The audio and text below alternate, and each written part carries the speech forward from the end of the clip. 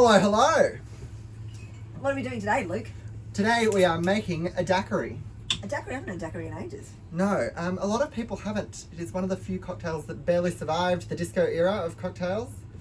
Oh, really? I guess that's fair. Well, I guess that's when it happened. There are things that have been done, unspeakable things done to daiquiris. Now, daiquiri with dark rum. Is that unusual? Or It am I is, just reverting back to my disco days? Traditional daiquiris are usually made with a white rum. Right. And because it was such a neutral-based spirit, that's how they ended up being known for being mixed with strawberries, slushy Why are we putting daiquiris. 4 in there? Because I'm making some for Everybody. everybody.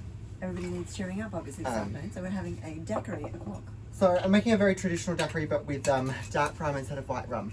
So very traditional, but different. The intention of the original daiquiri was to be about the spirit, so we thought we'd pick something a little bit more flavourful, a little bit more exciting. And we had it open. That's true. And in exciting news, we had some Gosling's ginger beer come in. Beer, indeed. That was interesting. So we've got 2 shots of our rum, Ooh. 3/4 of a shot of lime, and 3/4 of a shot of sugar syrup.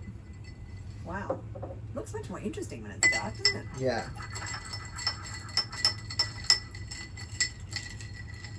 And these ratios do work well with a white rum, but they're particularly good with a dark rum. Okay. And you don't garnish it with anything?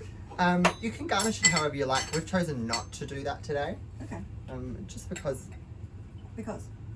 we Just didn't because. feel like it. So there.